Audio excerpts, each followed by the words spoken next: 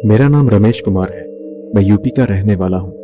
मैं पेशे से डॉक्टर हूँ और मेरा दूसरे शहरों के हॉस्पिटल्स में आना जाना बना रहता है। वैसे तो मैं भूत प्रेतों पर यकीन नहीं करता, लेकिन आज जो घटना मैं आपको बताने वाला हूँ उसने मुझे इन चीज़ों पर यकीन करने पर मजबूर कर दिया। ये घटना सन 2003 की है। उस रात मुझे ऑपरेशन के लिए दूर के एक हॉस्पिटल जाना था।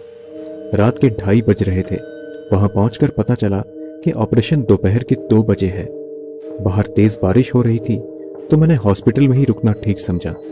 करीब 3 बजे मैं कॉफी लेकर बैठा ही था कि तभी मुझे आसपास किसी के होने का एहसास हुआ। मुझे लगा कि शायद ये मेरा वहम हो, लेकिन कुछ ही देर बाद मेरे बालों पर किसी ने फूंक मारी। मैंने पीछे मुड़कर देखा तो वहां कोई नहीं था। मैंने तुरंत अटेंडेंट के पास जाकर उसे सब बताया, लेकिन उसने मेरा बिल्कुल विश्वास नहीं किया, बल्कि ये कहा कि बाहर तेज हवा चलने के कारण आपको ऐसा लगा होगा। वैसे भी मुझे काफी नींद आ रही थी तो मैं बेंच पर लेट गया।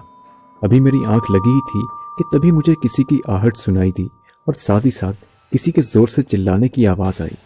मैंने चारों तरफ देखा तो वहां कोई नहीं था। मैं दोबारा अटेंडेंट के पास गया, लेकिन उसका कमरा लॉक था। फिर मैं उस कमरे की तरफ गया जहां से मुझे वो चीख सुनाई दी। जब मैं उस कमरे में घुसा तो वहां बहुत से लोग मौजूद थे। शुरू में तो मुझे थोड़ी राहत मिली, लेकिन उन्हें देखकर मुझे कुछ अजीब सा लगने लगा।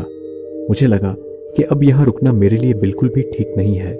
मैं निकलने ही लगा कि अचानक ही उस कमरे का दरवाजा अपने आप बंद हो गया, और जब मैं पीछे मुड़ा तो उन लोगों के चेहरे पर एक डरावनी सी मुस्कान छा गई। मैं किसी तरह अपनी जान बचाकर वहां से निकला तो बाहर मुझे एक बूढ़ा आदमी मिला। जब मैंने उसे सारी बात बताई तो वह बोला, साहिब, आपने जो कुछ भी देखा और सुना वह एकदम सही है।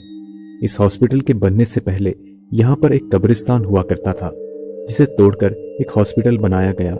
इसलिए यहाँ पर अजीबोगरीब घटनाएं होती रहती हैं। मैं तुरंत वहां से भाग निकला और भगवान का शुक्र है कि मैं सही सलामत अपने घर पहुंच गया।